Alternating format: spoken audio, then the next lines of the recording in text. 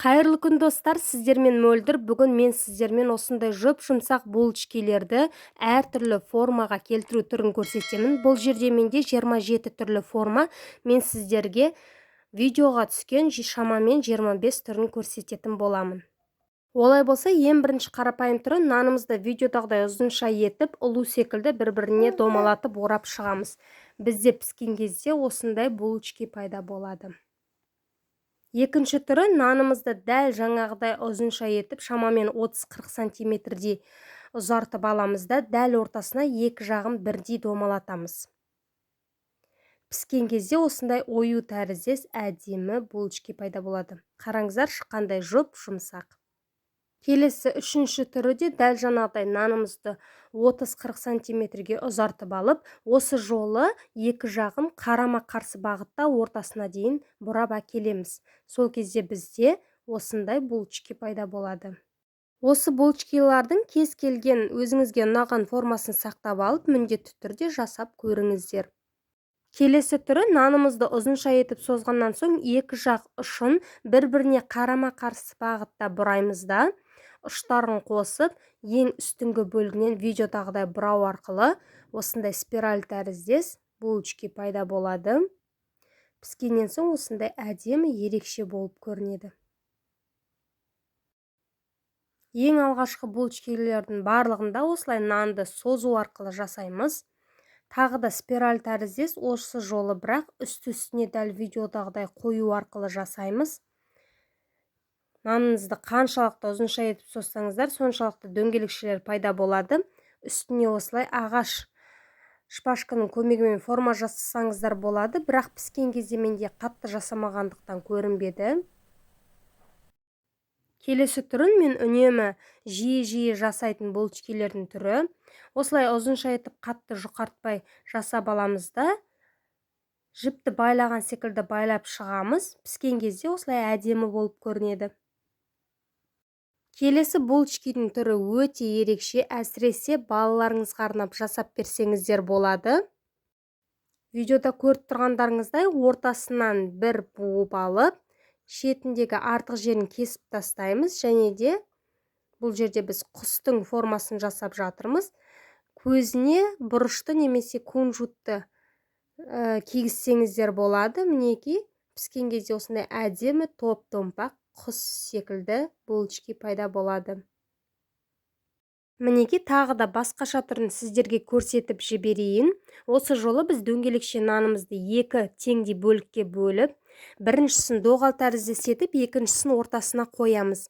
Және де екінші нанымызды видеодағыдай ортасына шығарып, бас жағын шығарып аламыз. Содан соң бас жағын осылай қолыңыздың көмегімен дұрыстап, көздеріне осы жолымен қара кунжутты пайдаландым. Және осылай пышақтың көмегімен аяқ жағын кесіп шығамыз. Мінекей, піскен түрі осындай. Булочканың келесі түрі дөңгелек нанымызды осылай сопақша етіп ысып аламыз, және дәл ортасына май жағып, корица мен қант саласыздар да, екі жақ шетін осылай кесіп шығасыздар. Содан соң кәдімгі шаш өрген секілді екі жақтан қатар-қатар кезек-кезек қойып шығамыз. Мінекей, өте ерекше, әдемі болып көрінеді. Тағы да бір ерекше түрі нанымызды дөңгелек етіп ысып, екі жақ шетін алып тастаймыз, және ортасынан пышақтың көмегімен толық емес осылай жартылай кесіп шығамыз. Ортасына майымызды жағып, дәміне қарай қантты және корицаны сеуіп, үсті-үстіне қоямыз. Осы булочкаға мен жұмыртқаның сарысын жағуға ұмытып кетіппін, бірақ әдемі көрінеді. Осы формалардың ішінен маған ерекше ұнағаны осы болды. Нанымызды дөңгелек етіп ысып, ортасынан кесіп, және де тағы бір жақ шетін ғана видеодағыдай кесіп, майымызды жағамыз. Егер сіз корицаны ұнатпайтын болсаңыз, тек қант сепсеңіздер де болады, және видеодағыдай конус тәріздес бір жақ шетінен түгел айналдырып шығамыз. Міне, піскен түрін көрсеңіздер, өте ерекше болып шығады. Келесі түрі өте оңай. Нанды сәл кішірек сопақша етіп ысып аламыз, майды жағып, үстіне қант пен корицаны салып, нанды бір-біріне қойып, пышақтың көмегімен шет-шетін кесіп шығамыз.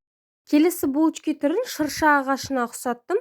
Нанды дәл осылай сопақша етіп ысып, бетіне қантты сеуіп, және пирожки секілді жауып, екі жақ шетін осылай қиғашынан кесіп шығасыздар. Піскен кезде осындай шырша ағашына ұқсас болып шығады. Ең оңай тағы бір түрі, нанды сопақша етіп ысып, ортасынан бір кесіп, бір қайырасыздар. Сол кезде бантик тәріздес булочки пайда болады. Бантиктің күрделірек екінші түрі, шет-шетін видеодағыдай кесіп алған соң бір-біріне біріктіріп, дәл ортасын бір қайырасыздар. Мінекей, бізде осындай екінші бантик пайда болды. Енді үшінші бантиктің жасалу жолын көрсетемін. Нанды ысқаннан соң бір-біріне қойып, екі жерден кесіп, дәл ортасын орап әкеп, артына жалғайсыздар. Мінекей, дәл осы бантиктің түрі өте әдемі көрінеді. Келесі булочкиге нанды дөңгелек етіп ысып, үстіне қант корицамызды сеуіп, екі жақ шетін бір-біріне біріктіріп, астына салып қоямыз да, пышақтың көмегімен екі жақ қырын кесіп, және осылай ашып қоямыз. Піскендегі түрі осындай көбелекке ұқсас болып шығады. Жүрекше секілді формаға келтіру үшін дәл жаңағыдай нанымызды рулет секілді орап, ортасынан пышақпен кесеміз да, ашып формаға, яғни жүрек формасына енгіземіз. Мінекей, піскендегі түрі осындай болып шықты. Тағы да бір ерекшелік үшін осылай нанды сопақша етіп кесіп, ортасына майымызды жағып, қант сеуіп, рулет секілді ораймыз, және де екі жақ шетін ортасына жеткізбей кесіп, бір-біріне қарама-қарсы етіп орап шығамыз. Менің булочкилерім бір-біріне тығыз орналасқандықтан піскесін кейбіреуінің формасы сәл өзгешелеу болып шықты.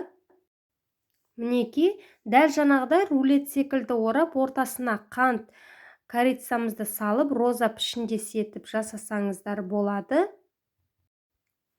Келесі түрі тағы да дөңгелек етіп нанымызды ысып, ортасына қант пен корицамызды салып, және видеодағыдай шетінен пышақпен кесіп түгелдей шығамыз да, бір-біріне жалғаймыз.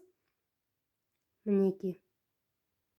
Тағы да бір қызық түрі, нанымызды дәл жаңағыдай дөңгелек етіп ысып, рулет секілді ораймыз да, дәл ортасынан екі шетіне жеткізбей кесіп, екі жақ шетін ортасына екі орап алып шығамыз. Піскен кезде бізде осындай ерекше булочки шығады. Тағы да бір роза секілді түрін жасау үшін нанды сопақша етіп ысып, дәл ортасынан кесіп, бір-біріне өрген секілді осылай жасаймыз да, бір орап шығамыз. Менде кейбір видеолар бір-бірімен шатысып кеткен секілді, піскен кездегі түрі шамамен осындай болып шығады. Келесі түрі, нанды дөңгелек ісіп, ортасын шеттеріне жеткізбей кесіп, бір-біріне жалғаймыз. Бұл алдыңғы көрсетілген видеоға ұқсас болып шығады. Ең соңғы булочкиге мен начинка салмай, рулет секілді орап, ортасынан үшке бөліп жасай салдым. Дайын болған соң бетіне жұмыртқаның сарысын жағып, 180 градуста 30-35 минут аралығында пісіріп аласыздар. Сіздерге мен жасаған формалардың арасында ұнағандары болса, міндетті түрде жасап көріңіздер. Назарларыңызға көп рахмет.